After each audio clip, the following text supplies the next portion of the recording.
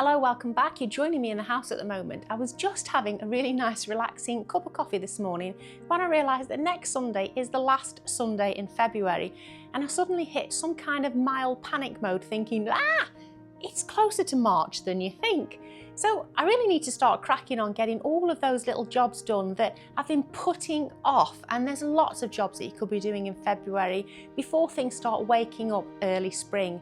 And the first job for me is sorting out this box of goodies. This box arrived the other day. It is some bare root fruit trees that came from Pomona Fruits. And all I did was open the box and I've put them in a bucket and they have been soaking in water here. The reason they have this box wrapped around them at the moment is because of him there. Yes, you Dexter, you are a cheeky one.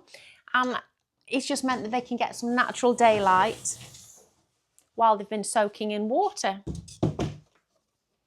But look at them. I am absolutely thrilled with the size of these. Put the blind up now. They are amazing. Now there's 5 fruit trees here and I don't have a home for them at the moment. Where they are going has yet to be built. So that's given you a little bit of a clue of some plans that are coming in the next few weeks. But what I want to do is get these in some nice pots now just to get those root balls protected. And then obviously when it's time to plant them out, I can just plant them straight in the ground. This means I'm going to be going out of the door behind you straight to the greenhouses. So I need this little man to go back in the house. So I'm sorry, Dexter. I'll come get you in a bit. Just go pot these up. I love you. Come on then. Off. Good boy.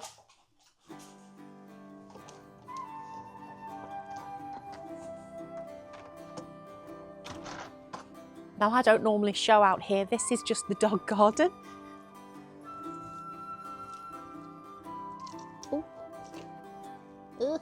Hooked in the lights. Oh, I've got them. We're all good.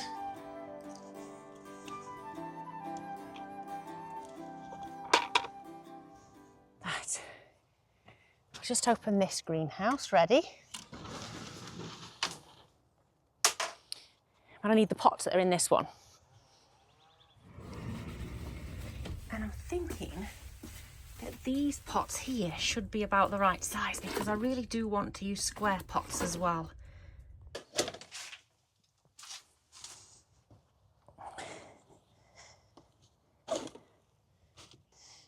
I'll just bring it out here so I don't make as much mess. Just some basic compost. I'm not making a really posh job of this.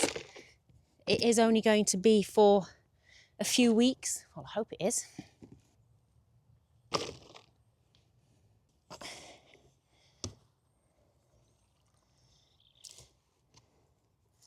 We are running out of time to be buying and planting bare root trees. So if you want some bare root trees in your garden or your allotment, it really is the last chance to start looking and buying.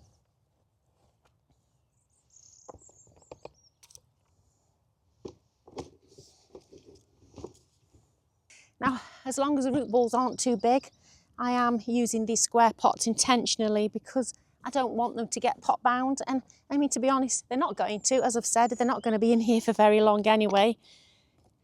But it is just something to be aware of. Now, the only one that this isn't working for is this tree. It needs a deeper pot than those. So I've just been and got a spare tub of spent potato compost.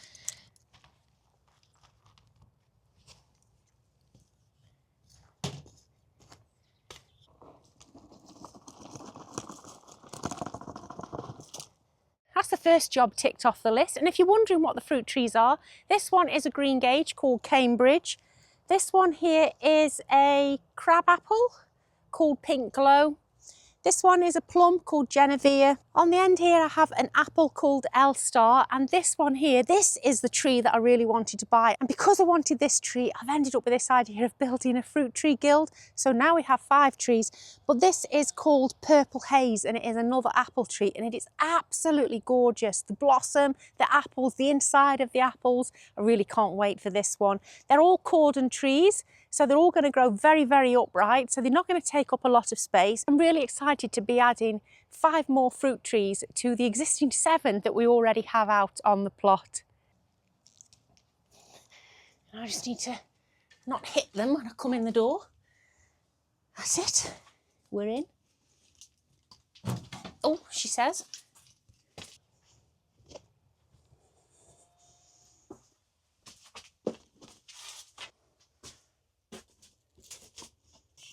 And the last thing that I need to do is water them, so I might as well use this water first.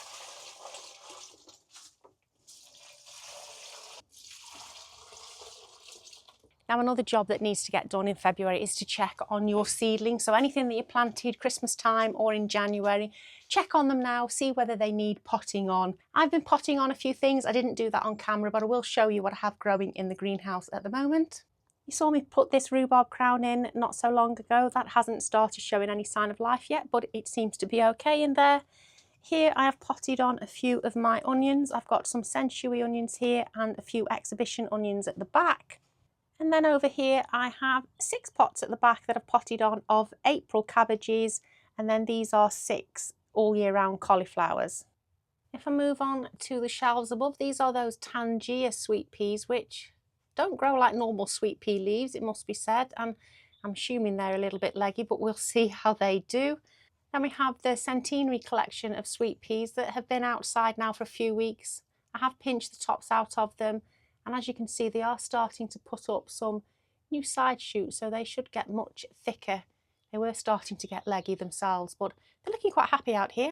Next to the sweet peas, behind me on the shelf here, I do have the peas that you saw me sow, and there's a few just starting to come up in there now.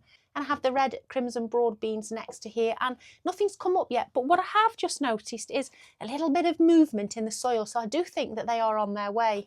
Now I'm going to give those another week or so outside, and if they don't start to germinate en masse, then I'll probably take them back in the house and see if I can give them a little bit of a head start there. Something else I have in the greenhouse behind me here are another couple of blueberry bushes, and I really should be getting those in the ground. So I'm going to go in the house, get myself warmed up, get a coat on or some decent shoes on, and I think I'll plant the blueberries next. Now, these are the 2 blueberry bushes that I've just shown you in the greenhouse. Put one there and one there.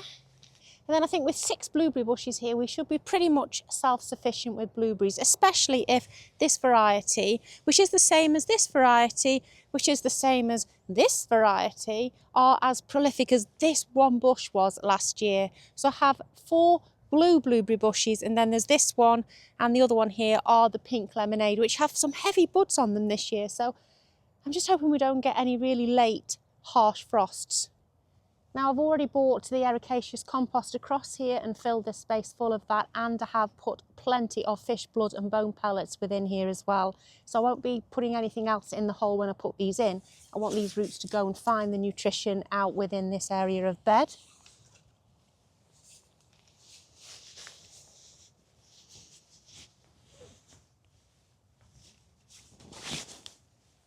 Just see if that's deep enough. Oh, plenty deep enough.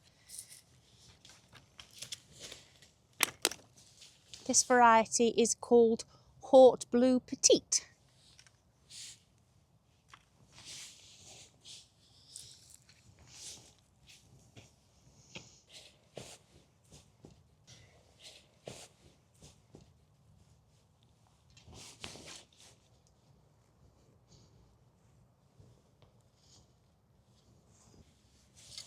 That's the first one planted. Now the exciting thing about this variety being the one that was so prolific last year is a lot of you kept asking me what the variety was, and the label didn't actually say the variety, but this time when I bought one, there is still a label on the actual pot as well, and so now I do know the variety, and it's actually called Blue Pearl. So if you're looking for a really good and really prolific blueberry bush, I can recommend Blue Pearl. I think they're well and truly ready to be potted on.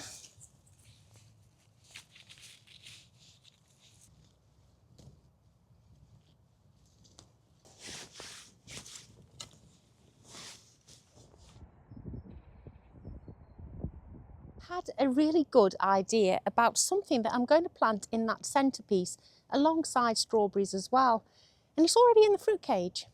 Because this little patio tree here is a Stella cherry tree, it's going to grow to a maximum of 5 foot over 10 years, and that's without pruning it. So I'm thinking it's taking up quite a lot of space in this bed anyway. There's plenty of other soft fruits that I could be trying in here. I'm going to move it to the centre of that bed. That is something that I've only just thought about, so it is a pretty rash decision to do this. But as I've already explained, we are running out of time when it comes to moving fruit trees. But I don't think it'll take much to get it up, because I have already moved it once this winter because we raised the soil level up in this bed. And we were a bit worried about being too close to its graft, so we did have to dig it up to do that.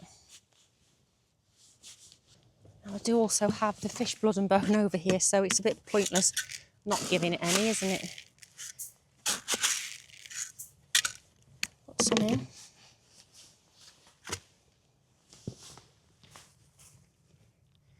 Mix it into the soil around the outside as well.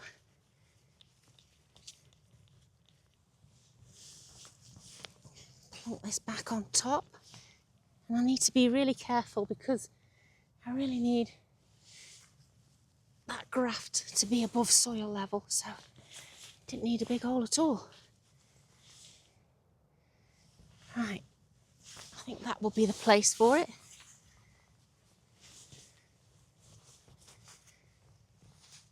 I'll just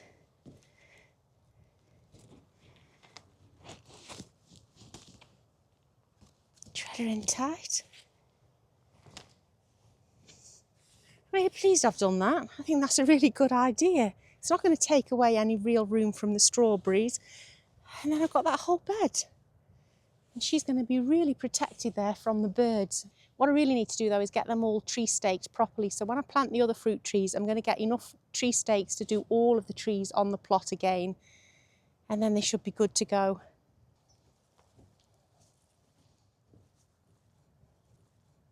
Now in this little tub here, I have some strawberries that I bought in summer, I think it was, and I've just put them in here because I wasn't really sure where to put them, largely because that bed was completely full. These are called flamenco and they are an ever-bearing strawberry. So I think I'm going to plant these ones now around the base of this cherry tree. You can just see on the surface of the soil here, I have put some more fish blood and bone pellets. Just plenty of food for them. And I'll just get them out if I can. I should imagine they're well rooted by now. Oh, look at that. That's a good set of roots on a strawberry plant, isn't it? Pleased with that. Just tidy them up before I plant them.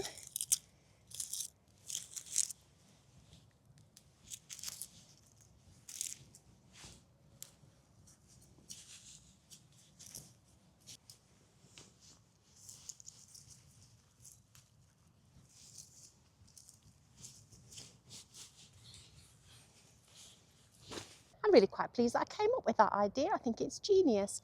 What I'm going to do over the next few days is sort out all of the strawberries that are in this original bed. It is going to be a bit of a task though, because I do want to take all of them out of here. As you can see, the soil level has really dropped in here, so I will dig them all out, sort through them, fill this back up with compost, and then plant some in here and some along in the end bed there. Then all I need to do is decide what other soft fruit bushes I can plant in here. Probably got room for 2 or 3 in this front bed, and then I have space next to the grapevine as well. So if you've got any suggestions of what you think I'm missing in the fruit cage, please do drop me a comment below. Now, another job that we're getting close to needing to tackle is to decide what we're doing with our green manures. This was my phacelia and a lot of it has actually died back, the frost and the snow landing, and it hasn't done it any favours. So I'm going to rake this through now just to chop it off at the base, and then I am going to put a layer of mulch on this bed, and then that is another bed that is then ready for the new growing season. Now, what I am going to do before I rake the rest in is just dig a little clump out that looks a little bit green, because the bees do love it. So I'm going to find a little home for this little clump, and I'll see if this will actually grow on. I thought I'd plant it in this bed here, but as I walked over to it, I've just remembered that I did actually broadcast sow a few phacelia seeds in here, and I can see plenty of it coming up. So I don't think I need to plant this clump in here. I've forgotten I've done that. That's a nice surprise. So back to this bed here. I'll just change the handle, put this on the longer handle. I do like these Wolf Garten tools. And then I'm just going to rake it in. And this is supposed to then provide plenty of nitrogen in this bed, meaning that I don't need to put any additional manure on here, just some topsoil. So I'm going to give that a go and see how the bed performs this year compared to the ones that do actually have manure put on them. It's quite nice to see greenery in here for a while.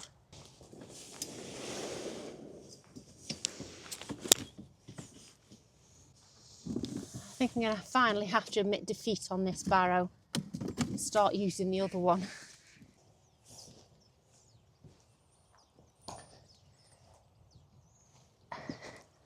This is why I don't like this barrow. I can't tip it because of the end overhangs too much.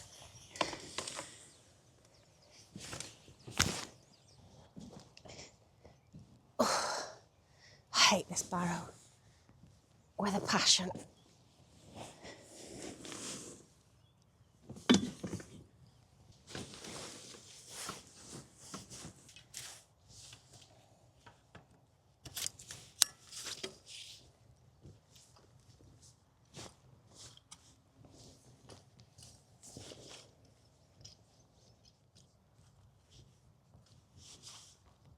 Green manure bed ready for spring, so that is another job ticked off the list. Now while I'm outside, I actually do want to have a little look in the garlic bed here because I'm getting a little bit worried about it. I don't seem to have had that many garlic coming up, and certainly none of the elephant garlic at all. Now Danny from the Grow Up channel recommended that I had a little bit of a dig around just to see if it has completely misfired or whether it is putting up roots and it's just a little bit delayed. So we might as well do that together while we're out here, mightn't we? So this is the end of the bed where the elephant garlic should be. I've put a marker in over there, and I think, I can't remember now whether I planted 3 or 4. So they were fairly deep down, and it is a pretty wet bed. So I'm just a little bit worried that they have rotted in the bed. Oh, hang on a minute. What's that? Oh no, that's a twig. Not sure how deep I dare dig. I should have marked where each one was. I can't see anything in there yet. I think they might have been deeper down than that. I daren't dig too deep in the bed, to be honest. I don't want to disturb it too much. Not one to give in. I have actually found a clove here. Let's just try and dig underneath it. This elephant garlic was given to me by Kerry at Dog on the Plot. Oh. There might just be the very start of a root coming on it. It's not soft, it's not rotted, but there's not much sign of life yet, is there? Maybe that tip is just starting to shoot now. I'll put him back in the ground. A bit worried that I planted them too deep now. So that's a bit of a weight lifted off my mind. It looks like they are going to be okay. But another thing that I wanted to show you is actually in the polytunnel. Now you might remember in last week's polytunnel video, I was showing you those little gems that I'd planted out that looked really rather sad and didn't look like they'd survived, did they? Well, I'm pleased to say that they've picked up. This is the actual one that I was saying was looking really sad and I didn't think it was going to do anything. So I'm really pleased to see that that is looking okay. Now these pellets that you can see around, they are slug pellets, but they're actually an oregano slug deterrent pellet. They're not a pellet to kill slugs. Let's see if they work. It's so cold outside at the moment. I know we've had these mild winters, but it's 2.5 degrees in the polytunnel at the moment, and it's that really cold, damp, bitter air. I'm absolutely frozen. So I'm going to go and find a job to do inside. So let's go and see what else we can get up to.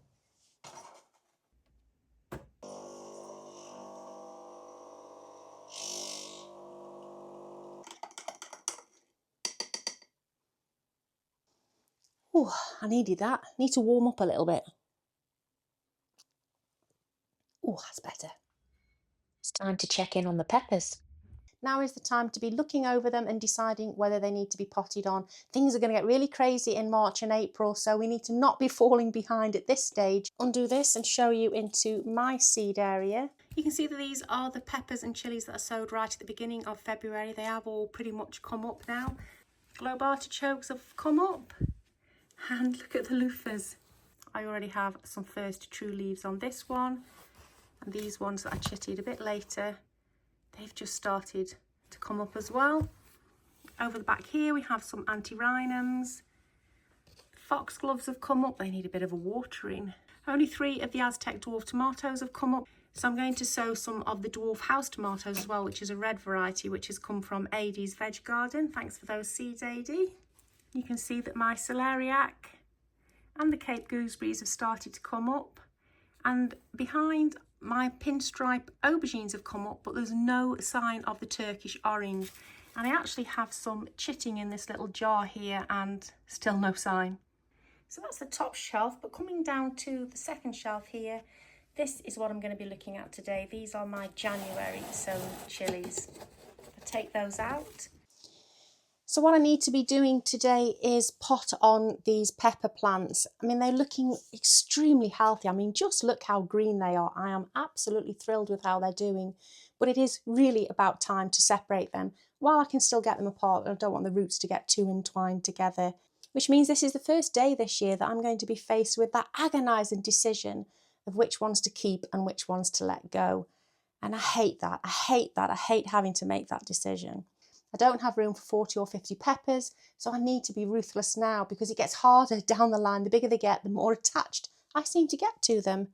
Obviously, the first thing you need when you're potting on is your compost mix, which I have been keeping in the house so that it is at room temperature. Don't want to be shocking the roots of these plants when transplanted by putting them back into cold compost.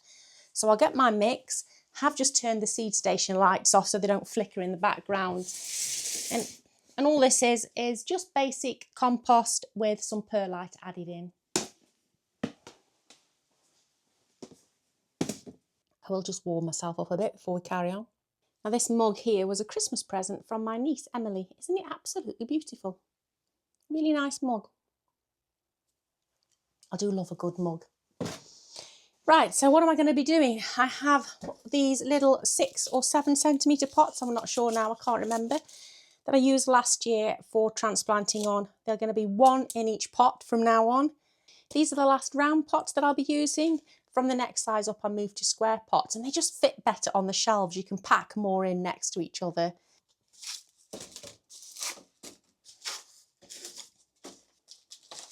And I'm using what looks like one of my baking trays, but actually this tray is too big, it won't fit in my oven. So it's perfect to be used in the house for this purpose. I'm going to be starting with the Black Knight, so one of our favourite peppers from last year. Take those out. Take the label off, and as you can see, look at the growth on those. I'm so pleased with them. Really strong seedlings and quite a good root system on them. Now I'm going to try and pull them apart gently, tease them a little bit. They're probably a little bit too grown already. But hold the leaves, gently pull, and there you go. They pull apart. I've got 3 good seedlings there. I'm going to use more of these little spoons. I'm just going to pop them in.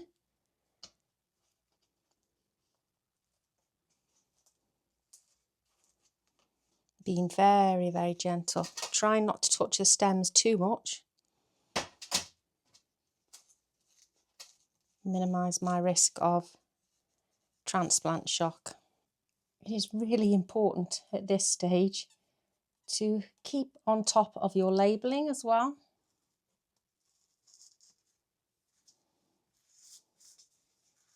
Look at those babies.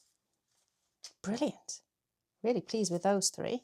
All I need to do now is keep repeating the process all the way down this seed tray. Now don't forget, we also need to be sowing sweet peas again before the end of the month. Have a look through any other flowers and seeds you need, because you might be missing something that you want to sow in March. So now's the time to get buying and get organised. I'll catch you in the next video, but if you can't wait that long, YouTube thinks you might want to watch this video here.